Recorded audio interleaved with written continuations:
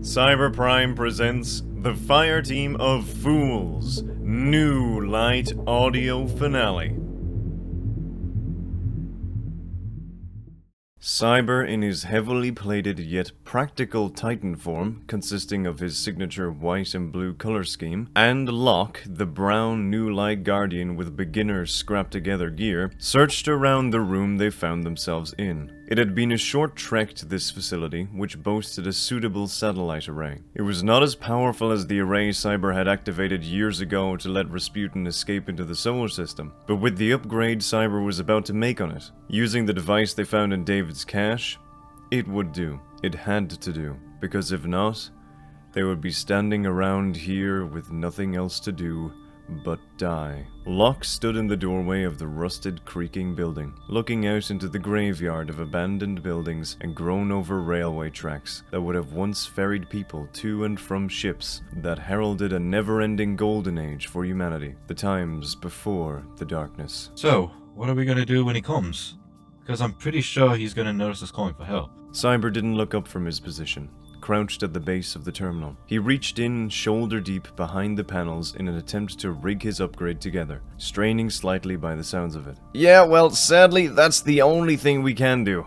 Whatever way this device is working, we can't use this to summon our own ships or call for help. Well, hurry up if you can. We probably don't have long. Cyber rolled his head in exasperation.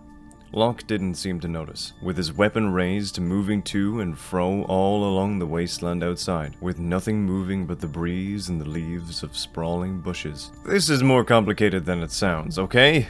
Any sign of Reg? Locke looks around. No, girl's long gone. Stayed true to her word. Probably took the food too. Yeah, well, food will be the last of our problems if we don't. A satisfying beep whistled through the room as Cyber allowed his arm to relax and slowly pulled it through the wiring of the terminal and into freedom. He sat back as the screen ticked into life, with a surprisingly analog flair for a Golden Age machine. After a few seconds, all of the bars were green, and an uplink to a satellite was made, via the device Cyber implemented to pierce through Carve's signal suppression from his ship, temporarily. There! I got it! Frequency secured. Really? Amazing. Go ahead and call some of your friends on the Vanguard. Have them send a few fire teams or something. Yeah, about that. I don't exactly have a lot of friends in the Vanguard yet. Cyber stood up and dusted himself off as Locke stepped into the room fully, tapping Cyber on the shoulder to make sure he heard him right. What do you mean?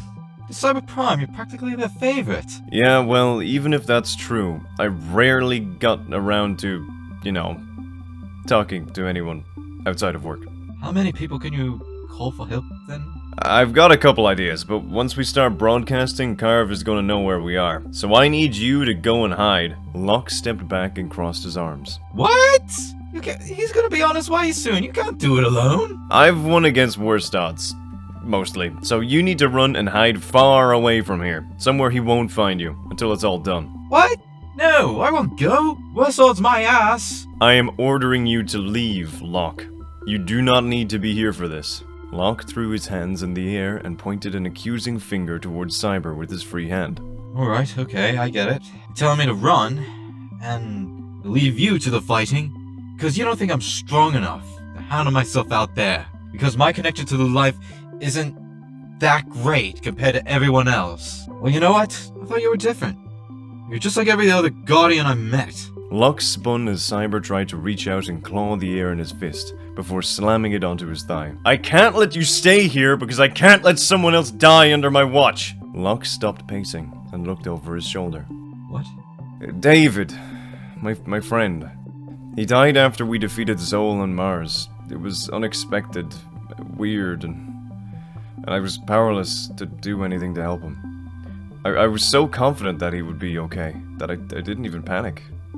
We were always okay. Cyber, David, partners in crime for any mission the Vanguard could throw at us. But it was until I realized that he was disintegrated by void energy that everything really sunk in. He was gone, and there was nothing I could do. I cannot let that happen again. Locke leaned with his back against the wall, away from Cyber, who would return to the terminal to begin attempting a call. Cyber, I'm sorry, I didn't realize how. You didn't know. It's okay. I'm sorry, but as the leader of the fire team, every injury, every mistake, every... It's all my responsibility, and mine alone. But it doesn't have to be that way. I write reports and mission plans that only I ever read. I study books and files to know everything I can about threats and mysteries of the universe, just so I can be prepared. And even then, it doesn't always work. So now, against someone that I don't understand, someone who knows me somehow, someone who is capable of killing guardians and suppressing light, I can't let you stay here. So please, go. I'll fight him alone. I'll get us enough time. Locke stepped to the side of Cyber and gingerly placed a hand on his shoulder. That may have been reassuring if he didn't see the hesitation before doing so. Cyber, you decided to help me explore my past when no one else cared. You were even willing to sacrifice yourself so that I could get away. I think it's only fair to return the favor. Besides, if I'm gonna die, then it's better dying alongside a living legend than on my own in the ruin eating beans from a can. Cyber and Locke laughed for a moment of release from the hunt they were fighting to survive. Thank you, Locke. Don't mention it, possible best friend from a previous life. I feel personally attacked by your previous comment. Cyber and Locke turned to see Reg standing in the entrance. She leaned with one arm above her head against the doorframe, her dark blue and grey hunter gear silhouetted by the deceptively tranquil sunlight outside. I feel like that was directed at me, but I got so caught up in your conversation, I forgot to interject. You didn't leave? Oh, I left all right. I was halfway out of the Cosmodrome when I realized that I forgot my favorite rock. So I thought I might as well stick around and help you out. Oh hey, you're still here. I knew you were still a guardian. Reg paced around the two and flipped off the new light sarcastically. Listen, kid. I'm not doing this out of the goodness of my now mortal heart. If we kill this creepy son of a bitch, then I can go on without looking over my shoulder. More than I usually do. So you're in? Until things get dirty, which they inevitably will. Then I won't hesitate to leave you. Cyber shook his head and placed his hands on his hips. Locke looked from one to the other, unsure exactly how to contribute in this burgeoning alliance. That's as good as we'll get, I suppose. Did you hear everything about how that machine thing works? Yeah, it's just some sort of glorified telephone. We're gonna make a call. So what do you want us to do, Prime? Cyber nodded in affirmation. I need you two to slow him down until I get a message out. Then we should be able to take him. Alright, team. Let's roll out and do this. Cyber returned to the terminal as Locke and Reg ran out of the doorway, readying their weapons as they went. Activating signal. Oh, this better work, Ghost. Cyber cracked his knuckles and began to type.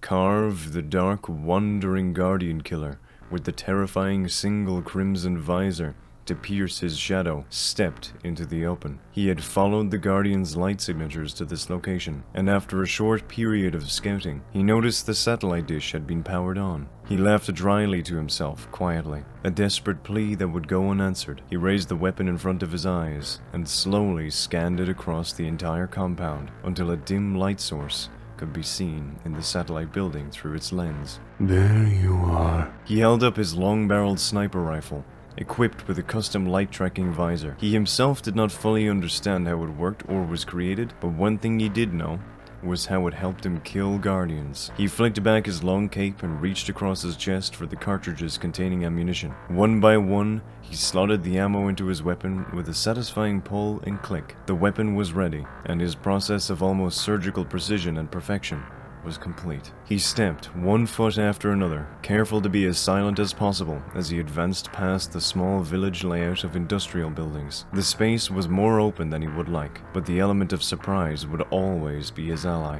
And even if that failed him, the temporary light suppression grenades strapped to his hip would make sure his job is done. Another tool provided by his benefactor. As he peeked around the wall towards the door to the satellite building, the thought creeped up from the recess of his mind into the forefront. Why did his benefactor support his actions? The secrecy made sense, but the collection of dead ghosts and murdered exo-pieces from Guardians in the Cosmodrome was oddly specific. But as long as he kept providing bodies, the benefactors supplied him discreetly with means to put more light-bearers in the ground, and that was fine by him. Carve looked down suddenly to see a cylindrical grenade had embedded itself into the soil by his foot. He didn't even have time to breathe as he let his instincts take over, using full force to kick the grenade away with his foot. It was barely a few feet away from him before it exploded into a burst of fire and shrapnel.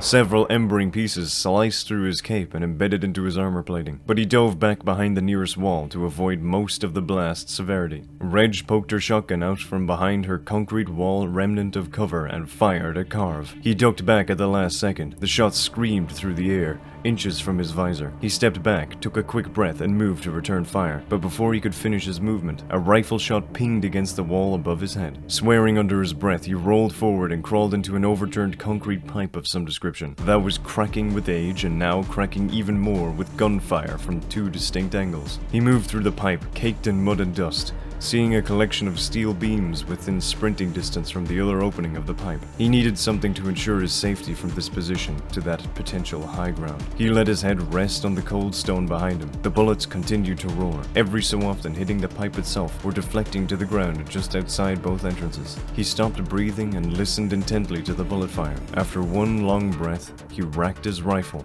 and crouched up to his feet. He knew where both shots came from. He knew the angles he had to watch for. Now he just needed to fight back.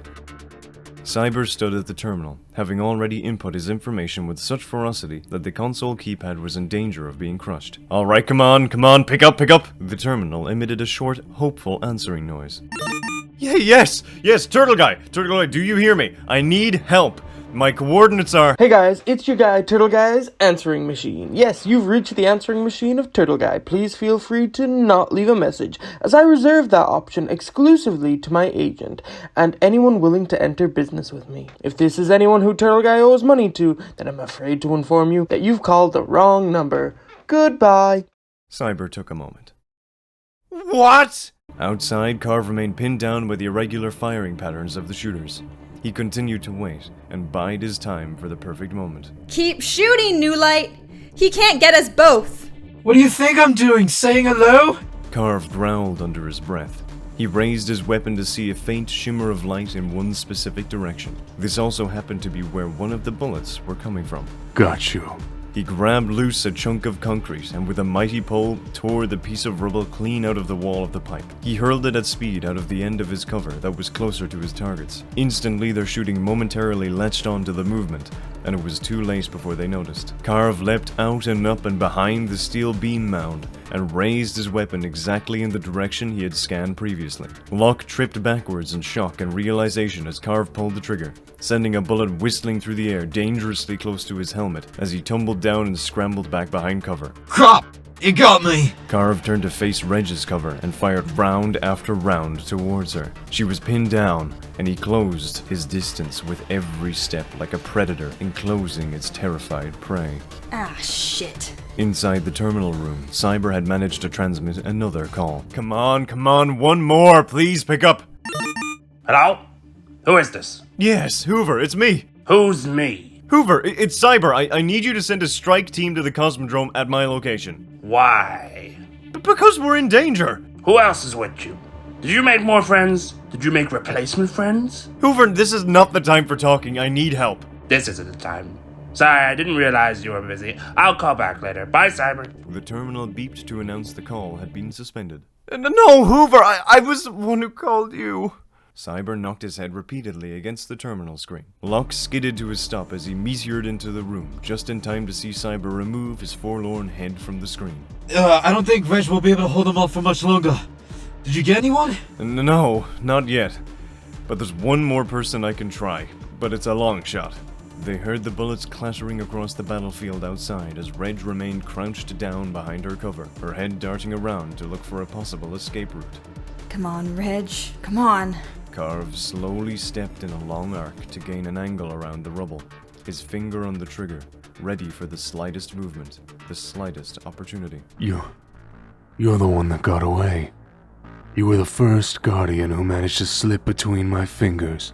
But now I've got you all within my sights, There's no escape for you now. Carve braced himself for one last step. Soon enough, you will all be joining your dead friends. He leapt around the corner, landing down to one knee to avoid a potential headshot, raising his weapon to pull the trigger. But he didn't have to. Reg was nowhere to be seen. All that remained was the subtle telltale signs of torn up soil and stones that left a mark of where she scrambled through a nearby chain-link fence. Cowards! He looked over his shoulder after hearing a quiet, distant muffle of sound distorted by the breeze. Across the large open space and overgrown rusting rails and train cars, Carve barely seen Locke dip back into the doorway. Oh, crap. Okay. Okay, he's coming. I think Reg ran. I don't know if this signal is reaching you, but if it is, I need you to take out the ship currently stationary in orbit above the Cosmodrome, above these coordinates. It will let us signal for help and call our ships. Please, hurry. Calling for help, are we? Carve had his weapon trained on Locke's head. Judging by your light levels, your light is almost fully back, Cyber. How do you know me, Carve? Funny. You don't remember? But why would you? After all the people you've killed, what's another name on that list that you shared with him? Look, don't know what I've done to anger you, but let Locke go and we can talk this out. The time for talking died with my brother. Carve turned and fired towards Cyber, who took the bullet to the head. His ghost materialized over the falling corpse. Carve racked another bullet, but received a bullet into his shoulder from Locke's panicked, flailing firing. He grabbed his shoulder and rolled out of the door to find cover. Locke continued to fire suppressing bullets to ward off the killer as Cyber resurrected back to his feet. What are we gonna do? We can't fight him. I can't fight him. I can't channel the light. Cyber hit the butt of his weapon through the rusting metal panel boards to give him a viewpoint. He moved to look out, but jerked his head back as another bullet flied through. Cyber tried to return fire. Hey, listen to me. You've survived this long, and you didn't need the light. Your connection to the light isn't what makes you a guardian, Locke. It's the actions you take to defend people. It's the willingness to sacrifice everything to ensure the survival of the last city and its people. That's what makes you a guardian. Now channel that, and let's beat this guy. Yeah! Yeah! Cyber and Locke both leap out simultaneously to shoot Carve, but stopped dead in their tracks when they noticed that he was holding a rocket launcher. Locke, run! Carve fired the rocket towards them without any further hesitation. Cyber looked around and checked himself. He was fine. And after this moment of disbelief passed, he saw Locke. He was straining and panting, down on one knee, with both arms extended, seeming to push against the air itself. He was illuminated with purple energy, channeling his void into a void bubble shield around them. He had seen bigger wards of dawn in his time, but Cyber couldn't help but nod in approval. Hey, look at that, Locke. You did it. It's about damn time! Locke collapsed down into a crouch once the Ward of Dawn became fully independent. Impossible. Your light level wasn't even registering moments ago. Guess what, asshole? I leveled up. The light works in mysterious ways, Carve. Sometimes in ways we don't even understand. Quite regularly, actually. But what we do know is to trust in its power to do good. And I feel my power to do good returning as strong as it's ever been, asshole. Cyber slowly stepped out of the bubble, but suddenly he glowed brightly. Emerging from the bubble, he was now a hunter, spinning his hand cannon and readying it for a shot. His armor was similar in white and blue, but his cape bellowed a long white. He had managed to convince himself to shed the broodier black and crimson armor he had worn to avenge Cade, but a small part of him still missed that color scheme, especially when he was a hunter. You're not like the rest. What are you? My name is Cyber Prime, and I'm here to stand against you for every guardian you've killed. Fine. No matter. Then you will die like the rest. Carve moved to throw another grenade to suppress Cyber, but before he could let loose the projectile, a bullet fired through his hand, knocking the grenade out and onto the floor, and causing him to grab his newfound wound. My grenade! Everyone looked over and up to the top of a nearby train container, where Reg reloaded her rifle. Oh, you're in for it now, you son of a bitch. Carve violently tore off a segment of his cloak. and quickly wrapped it around his wound to stop the bleeding from his palm. Cyber raised the ace of spades. Let's do this. Carve lunged towards Cyber, punching towards him with his good fist, but Cyber rolled away to dodge. Before Cyber could do anything else, Carve had grabbed his hand cannon and fired shot after shot until the revolver was clicking empty. Cyber leapt and flipped onto his hands to propel himself into the safety of the Ward of Dawn, avoiding every shot. Cyber made a playful shrugging motion of his shoulders, causing Carve to clench his fist and throw his revolver to one side. His wound was bleeding more profusely than before with the added pressure and rage he was exhibiting. He turned and sprinted to cover, swinging his rocket launcher from his back and into his arms to reload. Cyber noticed and leapt through the shield and threw a knife. It spun gracefully through the air towards the killer, but clattered harmlessly to the ground beside him. Missed. Ah, that's not great. Carve stood up and fired his rocket towards Cyber, before faltering backwards, barely avoiding a shot from Reg. Cyber channeled all the light he could muster and activated his Arc Strider super. A massive staff composed of pure arc lightning sparked into his hands, which he spun with incredible ferocity. The lightning hissed and crackled with speed, as it almost composed a tangible shield in front of him. The rocket hit it square on, but through the maneuvering of the shield and a bit of paracausal protection, the arc staff deflected the rocket back towards Carve. Carve was launched into the air as he barely dodged the rocket blast. He fell and rolled onto his side. He felt a rib crack inside him, and he struggled onto his knees. Carve slowly raised his gaze to witness Cyber slowly advancing towards him, now with no super, only the ace of spades in his hand, which Cyber readjusted in his grip. Come on, you hunk of junk. Open transmat. Why isn't it working? A radio static sound hissed from Carve's speakers, before a call answering click bleeped. I'm afraid your ship isn't taking any calls right now, Carve. But if you'd care to wait, I'm sure some pieces of what's left will fall on top of you eventually. Rocket Man! You got my message! What? No. No. Cyber looked up to see a very small explosion high above the Cosmodrome in orbit. It almost seemed like a very dim shooting star, even with the magnification of his helmet lens. Loud and clear, Cyber. I'm on my way to land. I'll be with you shortly. Take your time. This monster is done for. Cyber returned back to the present as both Locke and Reg stepped into view behind him. Carve stood warily to his feet, with nothing left to fight with except his collapsible sword, which he activated by flicking his wrist. The blade folded out into a long, slightly curved, thin weapon, which he gripped with both hands, trying to keep his ground. Cyber activated his golden gun and aimed at him resolutely. Put that down, Carve. You know, one shot from this, and there's nothing left of you. There's been nothing left of me for a long time, Lightbearer. You should know. You were there. I don't know what you're talking about, Carve. I'm sorry if I ever did anything to hurt you, but you need to stand down. No, your friend. He slaughtered my brother, my family. You were there in the aftermath. And you praised him.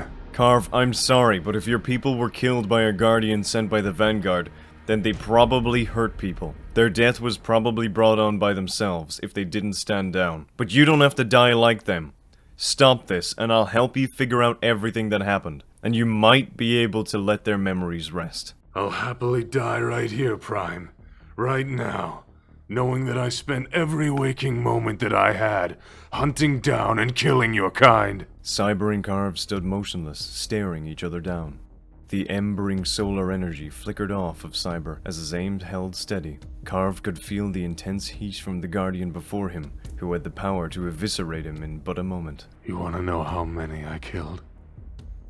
Ask your friend. Got a good look at my list. You think we're all the bad guy, don't you? Genuinely. You're all the same.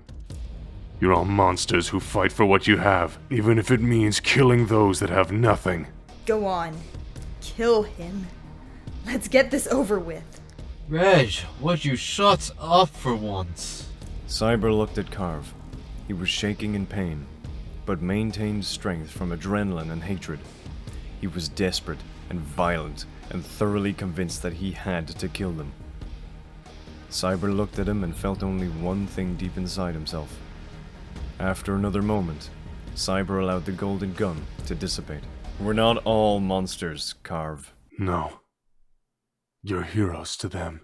So I've got to be a monster to avenge them all. Carve leapt forward with animalistic fervor, swiping his sword in a crazed slash. Cyber spun on his heel, avoiding the blade, and shot Carve once in the kneecap, buckling him down to the ground. Carve gritted his teeth, his breathing being muffled by his helmet as he glared over his shoulder to the Guardians. Why are you not killing me?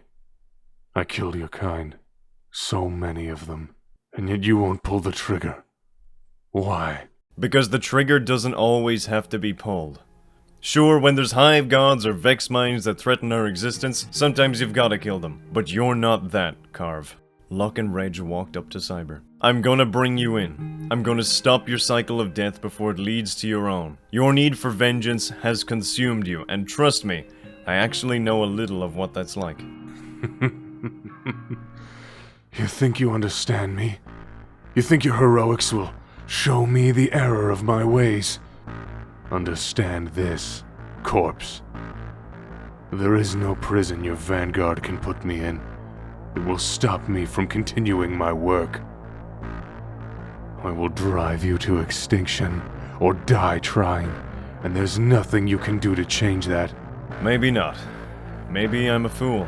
But I'm not gonna give up hope. And that's what we do. We fight, even when there's barely any hope, until we can make our own. A guardian symbolizes hope for a better future. And hopefully you'll understand that someday. Oh God, just kill me now. Nope, but we will have to knock you unconscious, probably. Cyber turned to Reg, gesturing down at Carve. Would you like the honor? Don't mind if I do. Reg cracked her neck as she gripped her shotgun by the barrel with both hands and looked down at the murderer of her fireteam. Lights out. Reg swung the shotgun like a golf club, colliding with Carve's helmet with such force that it knocked him out cold and cracked his visor. He fell down, and with that, the three Guardians allowed themselves to breathe a sigh of relief. Cyber heard a ship coming in to land as his ghost alerted him that all signals have been re-established. It was over.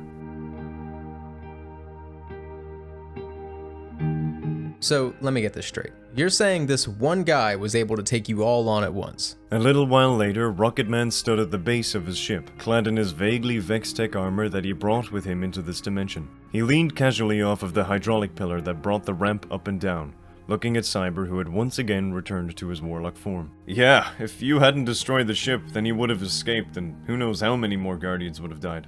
Well, then let's both be thankful your signal reached me all the way on Io. Yeah, I knew it was a long shot, but hey, it paid off. Reg approached the two from the creaking sea of cars in the near distance. I'm off. Thanks for stopping the guy. But if you ever change your mind and want him dead, find me. I want to see it. That's pretty messed up, but you're welcome. Any idea what you're gonna do now? Well, my skills of breaking into ships and generally places where I'm not supposed to be has the opportunity to make me some good money. So I know somewhere I might go to start a new business venture. If I don't ask any questions, I won't have to arrest you. Ha! It's funny you think I'd let you. Goodbye, Cyber Prime and Vex Dude I don't know. I hope our paths never cross again. Reg walked away, waving over her shoulder to the two, who returned, not knowing if she even knew their actions or cared. She never looked back as she disappeared into the distance, with nothing but her weapons and a bag of supplies. Cyber did manage to notice Carve's collapsible sword hanging on her hip as she departed, but after everything, he didn't think it was anything to question her on. So she seems to be taking her retirement well. Yeah, but I think she wasn't entirely sold on the whole Guardian thing to begin with. I'm sure she'll be okay though. She seems like a survivor. Well, what about the other guy? The new light? Oh, Locke? He's back where all this began, searching for clues about his past. Huh. Well, I guess he hasn't shaken up too much then. No. I think he's just happy he was able to cast a super for the first time. Cyber and Rocketman glanced to the entrance of Rocketman's ship to see Carve, slouched down, still unconscious, tied to a crate with a heavy industrial chain. This guy was so dedicated to killing Guardians, and he was so effective because he preyed on the new lights and prevented them from calling for help. That's tech that you don't just find. Either he built it himself, or someone built it for him. I don't know what's scarier, but somehow I doubt he will tell us which, even in the tunnel. I'll go ahead and take him back to the city. You don't need to worry about it. Where are you gonna go after? Well, there were some interesting things I learned on Io, but mostly just dead ends. Now I'm thinking I'll head to Mercury. I heard Osiris's followers know a thing or two about timelines. Well, I wish you the best of luck, man. let me know if you ever need anything. Oh, don't you worry. I will. See you, Cyber. See ya, man. Rocketman gave a comedic salute and shook Cyber's hand before stepping up into his ship and launching into the sky towards the last city. Cyber watched as the ship flew into the atmosphere like a shooting star through the clouds. Now there was only one last thing to do. Well, two. Locke stood at the edge of the cliff in the Cosmodrome, close to where he was first resurrected once again. The distant calling of falling captains echoed through the valley as the sun shone down at him. I guess that's all we have to find here. So you found something? Ah, son of an ass! Locke jumped, almost sliding off the cliff edge before steadying himself to see Cyber sitting on a nearby rusting husk of what was once a people carrier of some kind. Ah, Traveler, you scared me! Don't worry, Carve is on his way to a high-security Vanguard prison. You're safe now. Well, as safe as the world is outside the city walls. Yeah, it's nice not getting chased by a crazy serial killer without access to most of my equipment.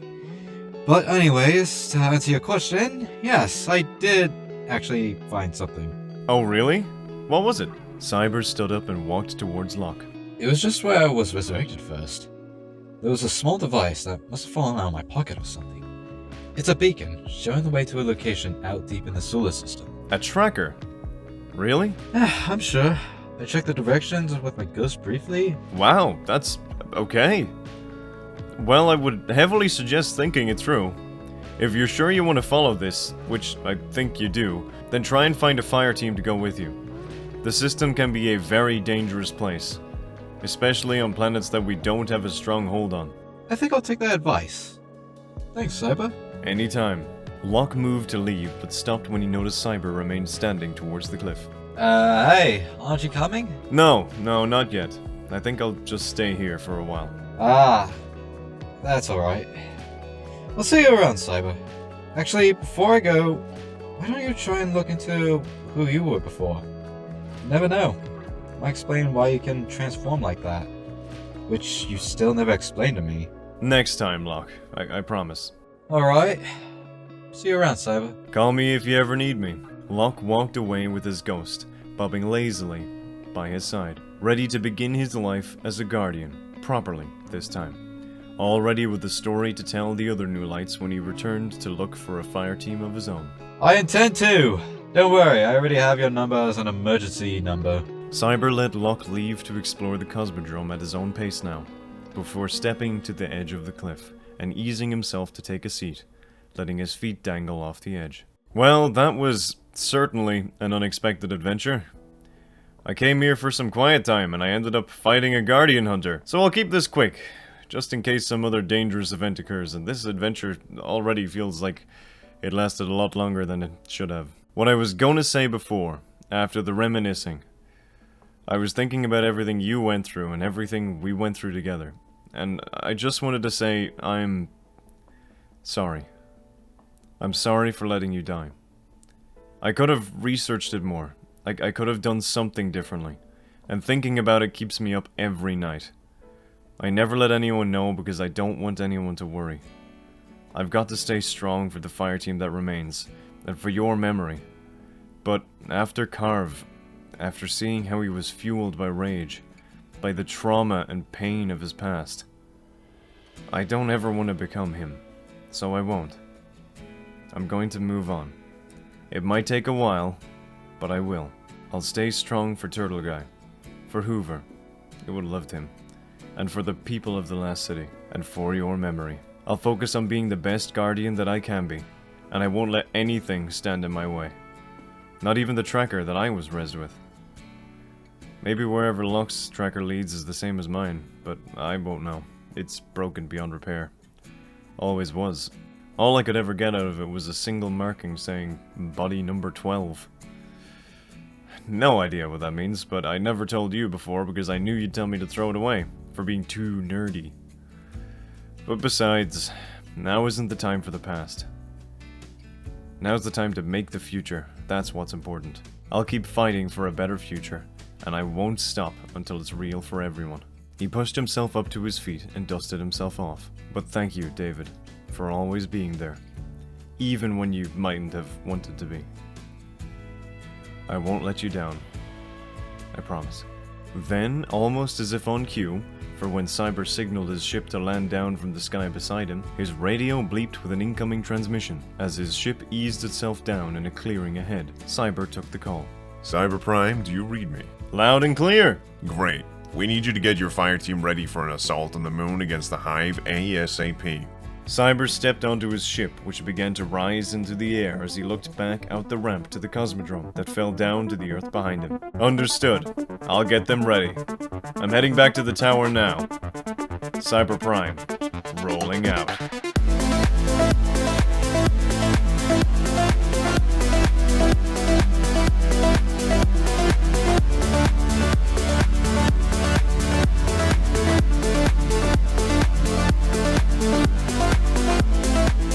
Thank you for listening to this episode of the Fireteam of Fools.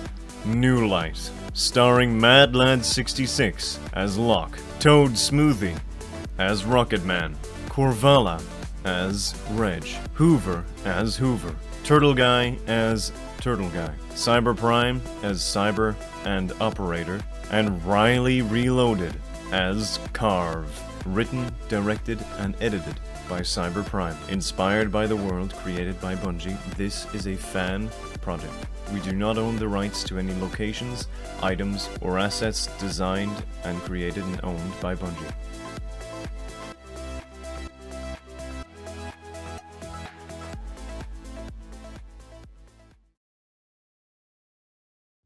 The ship creaked and groaned as it slowed to a stop in the cold void of space. Half of the view Locke could see from his viewport was Neptune, in all his swirling, pearlescent mystery. But in the other half, Locke's gaze was transfixed through the frost-glazed window towards the strange moon that resided ominously in the dark. Proteus, a moon not spherical like Luna, but polyhedral instead. It was a sight to behold, with its symmetry almost mesmerizing with terror of something resembling a facade of natural formation. Alright. Here we go. Locke pushed the joystick forward, and the engines of his ship gently eased the ship closer to this lost moon.